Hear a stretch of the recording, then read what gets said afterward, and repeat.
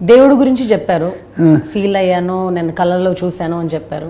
అలాగే దయ్యంతో మీ ఎక్స్పీరియన్స్ ఏమైనా negative vibrations, భయపడ్డాను? మా స్కూల్ నేను బీకామ్లో చదివేటప్పుడు మేమంతా క్లాస్ రూమ్లో నేను రాలింగనేశ్వరరావు అందరూ ఒకే రూము, మేము పడుకుని చేతులు వెనక్కి పెట్టుకుని పడుకుంటే అర్ధరాత్రి చేతులు వచ్చేవి కాదు, ఎంత చేసినా వచ్చేది కాదు. గిల్లేసి గట్టిగా గిల్లేస్తే కేకలేని కూడా వదిలేదు. Oh my God. యా, పొద్దున్న చేతులు పెట్టేసుకున్నారు అంటే మా నసిరాని కూడా కాదు నిజం జరిగింది ఇలా మన్నాడు ఆడికి జరిగేది. అందుకని ఎన్ని జరుగుతాయా లేదా కాదు, ఏదో జరిగిపోతే రాదు. ఇప్పుడు మీకు మానవత్వంలోకి మనుషుల్లోకి ఒక ఇన్సిడెంట్ వచ్చిందంటే ఎవరికో జరిగితేనే వస్తుంది. నమ్మడం వల్ల తప్పులేదుగా, నమ్మి చాదస్తంగా ఉండకూడదు అంతే. ఇంకా అక్కడి నుంచి ఎవరు చేతులు వెనకబెట్టి పడుకోకండి అని చెప్పేకూడదు అంతే. అందుకని మనకి చాలా టెన్షన్ ఏంటంటే మనం జరిగింది నమ్మాలి, అది ఇంకోటి ఒప్పించాలనేది మాత్రం ఎప్పుడు పెట్టుకోకండి. ఒక్కింటి వీడిని పిచ్చోడు అనుకుంటారు వాడు అందరూ కూడా, అంతే కదా. వాడికి జరిగితే కానీ వాడు ఒప్పుకోడు. మా నరసింహరావు నరసింహరావు ఎంబీబీఎస్ కోసం పీస్ చదివేవాడు. రాత్రి అంతా తను చదివేంతా నాకు వచ్చేసేది. Parallel forces when I'm jumping the train we are fall down, that is parallel forces చదువుతున్నంతా నాకు గుర్తుంటుంది. అంత సిన్సియర్ పాప అతను. అలాంటప్పుడు నేను బయటకు వచ్చి ఈవినింగ్ 4 o'clockకి నైటు బయటకు వస్తే తోకచుక్క వచ్చింది. ఇలాగా వస్తే నరసింహరావు తోకచుక్క వచ్చిందని అరవండి. నేను జుట్టు ముసిగేసేసుకొని మూత కప్పేసి తోకచుక్క ఎవడో చూడకూడదు బాబాయ్, నాకు అసలు రేపు పరీక్షలు అమ్మో అని పెద్దది కేకలేసేవాడు. అందుకని ఒక్కొక్కడు నమ్మారంటే అది 100% పాటిస్తారు. అందుకని కొన్ని ఐడెంటిటీస్ ఉన్నాయి కదా మనకి, అవి మనం పాటించడంలో తప్పు లేదు అనేది మాత్రం కరెక్ట్. కాకపోతే అది చాదస్తంగా ఉండకూడదు. అది ఒక మంత్రం చేసేసి అదొక పూజ చేసేసి దానివల్ల డబ్బులు వసూలు చేసి దానివల్ల కొట్టేసి ఏమి లేదు. దెయ్యాలు మాత్రం పూజలకి డబ్బులకి మాత్రం భయపడవు, నీ విల్ పవర్కే భయపడతాయి దెయ్యం ఉంటే. అది మాత్రం నిజం. మన విల్లే దెయ్యాన్ని క్రియేట్ చేసింది, మన విల్ పవరే మన దెయ్యాన్ని చేస్తుంది అనేది మాత్రం నమ్మండి. It's will. సినిమాల్లో దయ్యాన్ని రకరకాలుగా చూపిస్తుంటారు. రామ్ గోపాల్ వర్మ లాంటి వాళ్ళు సౌండ్స్తో భయపెట్టడము, ఇంకొక డైరెక్టర్ ఇంకొకలాగా ఒక షేప్లెస్ ఒక ఫిగర్ని పెట్టడము. మీకు దయ్యం గురించి సినిమా తీయాలి అని ఆలోచన వచ్చినప్పుడు దయ్యాన్ని ఎలా చూపించాలనుకుంటారు సార్? నేను అరుంధతిలో 100% ఐడెంటిటీ మీద వెళ్ళా. అరుంధతిలో మీకు ఎక్కడ కూడా కథ స్టార్ట్ అవ్వదు. ఎక్కడ స్టార్ట్ అవుద్ది అంటే డ్రైవర్ కార్ డ్రైవ్ చేసుకుని శుభలాకి తీసుకోవడానికి వస్తాడు. నైటు వస్తే వాడు యాక్సిడెంట్ అవుతుంది. యాక్సిడెంట్ అయితే వైఫ్ వాడు ఆవిడ ఆగుతారు. ఆగితే అక్కడ ఏముండవు. టక్మని ఒక బిల్డింగ్ వెనకాల లైట్ వెలుగుతుంది, పెద్ద బిల్డింగ్ భవంతి వెళితే వీళ్ళు ఆ బిల్డింగ్ వైపు వెళ్ళాలనుకుంటారు. వీళ్ళిద్దరూ వెళితే ఒక పెద్ద ఆయన వస్తాడు. అలాగా ఏంటి ఇలా వచ్చారు మీరు? లేదు మా కారు చెడిపోయింది. అయితే అక్కడ ఏదో బిల్డింగ్ ఉంది కదా, ఫోన్ మాట్లాడడానికి వచ్చాను.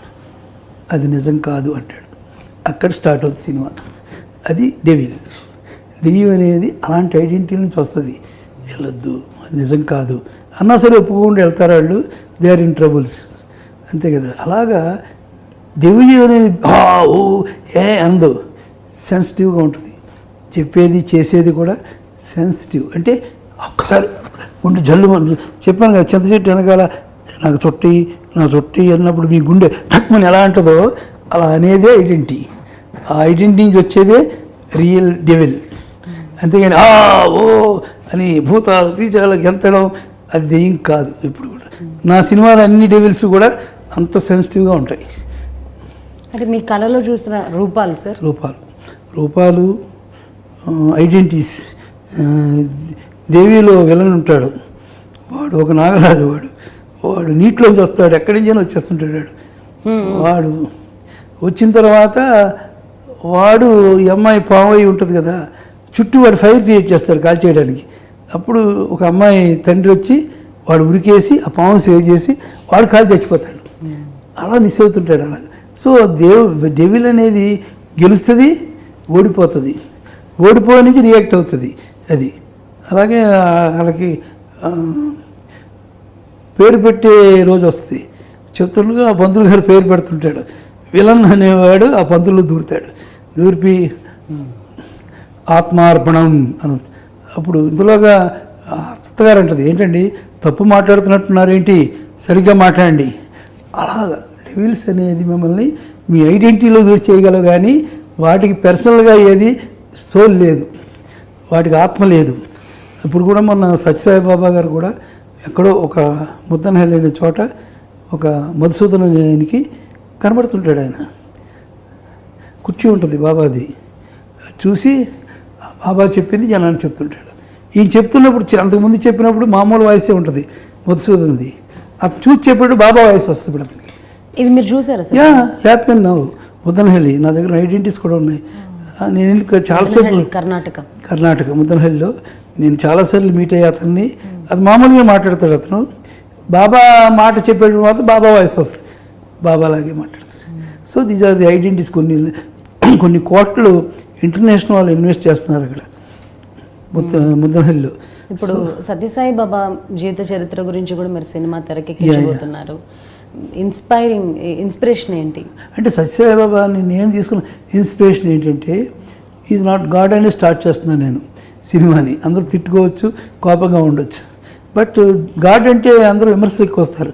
ఎలా దేవుడు అయ్యాడు, ఏమయ్యాడు అని, సిల్క్ బట్టలు వేసుకుంటాడు కదా, జుట్టు లాభ అని చెప్పేవాళ్ళు ఉంటారు. బట్ అలా కాదు. నేను చేసేది ఏంటంటే, ఈజ్ నాట్ గాడ్ బట్ ఈ డూ మెరకల్స్. మనిషి చేయ మెరకల్ అంటే, ఇప్పుడు శివధనుర్భంగా ఉందనుకోండి, శ్రీరాముడే చేయగలడు. అలా గోవర్ధనగిరిని ఎత్తుకోవాలనుకోండి, శ్రీకృష్ణుడే ఎత్తగలడు. బట్ ఎక్కడ సత్యసాయిబాబా చేసిన పని ప్రతి మనిషి చేయొచ్చు, ప్రతి మనిషి చేయొచ్చు అన్నీ కూడా అని. మనిషి తను చేయగలిగింది చేయడానికే సత్యసాయిబాబా గొప్పవాడయ్యాడు. అందుకే సత్యసాయిబాబా ఈజ్ నాట్ గాడ్, గాడ్ని మించిన గ్రేట్ పర్సన్ అనేది కథ, నా కథ. అందుకని ఆయన చేసే పని మనిషి చేయాలి అనేది ఉద్దేశం. దేవుళ్ళందరూ కూడా మన పురాణాల్లో చూస్తున్నాం కదా, ఈ చేశారు, ఈ చేశారు, ఈ చేశారు, ఈ చేశారు, అగ్నిపర్వతాలు తాగేశారు, నిప్పులు తాగేశారని. బట్ అది మనిషికి అవసరం లేదు. మనిషికి అవసరం ఏంటంటే, మనిషికి ఉపయోగపడే పనులు చేసిన వాడే ఇప్పుడు గాడ్. అలాంటి గాడే సత్యసాయిబాబా.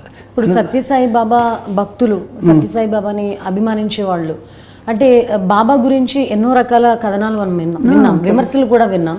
అదంతా ఆయన శక్తి కాదు, ఏదో మ్యాజిక్ చేస్తున్నారు అనే విమర్శలు కూడా వచ్చాయి. ఇప్పుడు మీరు చేస్తున్న ఈ రీసెర్చ్లో బాబా గురించి జనాలకు తెలియని నిజాలు ఏం తెలుసుకున్నారు సార్? నేను ఆయన్ని గాడ్ అని మీరు ఎప్పుడు దేవుడని మీరు ఎప్పుడైతే ప్రూవ్ చేయాలనుకున్నారో నాస్తికులు తయారైపోతారు పక్కనే. ఇప్పుడు మనకి సత్యకాలం నుంచి ఉన్నారండి నాస్తికులు. రాముడి కాలంలో చాకలవాడి దెబ్బకే రామాయణం ఉత్తరామాయణం అయిపోయింది. అలాగే శిశుపాలుడు, ఇలాంటి రాక్షసులు ఎందరో ఉన్నారు. అందరూ కూడా పక్కన దేవుడి పక్కనే నాస్తికులు కూడా ఉంటారు. దేవుడు అన్నప్పుడే వాళ్ళు వస్తారు. బట్ దేవుడు కాదు, ఆయన మనిషిగా గొప్ప పని చేశాడని ఎప్పుడైతే మనం ప్రూవ్ చేసామో అది మాత్రం కాదంట. సత్యసాయిబాబాని ఎవరిని విమర్శించవచ్చు, రకరకాల మాట్లాడవచ్చు, ఆయన మీద సినిమా తీయొచ్చు, ఆయన మీద విమర్శలు చేయొచ్చు, కానీ ఆయన చేసిన పని మాత్రం గొప్పది అని ఎవరు కాదన్నారు. ఆ ఐడెంటిటీ మీద మేము వర్క్ చేస్తున్నాం. నా cinema not for devotees, non devotees కోసం తీస్తున్నాను. సత్యసాయిబాబా చివరి రోజుల్లో కూడా ట్రీట్మెంట్స్ పేరుతో ఏదో ఇంజెక్షన్స్ ఇచ్చే చంపేశారు అన్న వాదన కూడా బయటకు వచ్చింది. దీనికి సంబంధించి కూడా నిజాలను వెలికి తీసే ప్రయత్నం చేస్తున్నారా సినిమా ద్వారా? ఎప్పుడైనా మనకు ఏదైనా ఒక విమర్శని మనం వదలకూడదు ఎప్పుడు కూడా, కానీ ఇది మనకు ఐడెంటిటీ కావాలిగా, ఇది నిజం అని మనం చూడాలి కదా. చూడకుండా అనుకోవడం కరెక్ట్ కాదు కదా మనకి. అందుకని మేము మా కథలో నేను వర్కౌట్ చేసింది ఏంటంటే, అంటే ఇలా జరిగి ఉంటుందని. అంటే దేవుడిని ఒక నాస్తికుడు అడుగుతాడు, నువ్వెందుకు ఆసుపత్రిలో ఉన్నావు, ఇలాగా ఆసుపత్రిలో ఉండి ఇలా అయిపోతే ఇలాగా, అందరూ విమర్శిస్తున్నారే, నువ్వు దేవుడు కాదు అంటున్నారే, నీకు కూడా ట్రీట్మెంట్ ఏంటి అని. ఈ మాటలే, మీరు అడిగిన మాటలే దేవుడిని వీడు ఆత్మగా వెళ్ళి అడుగుతాడు.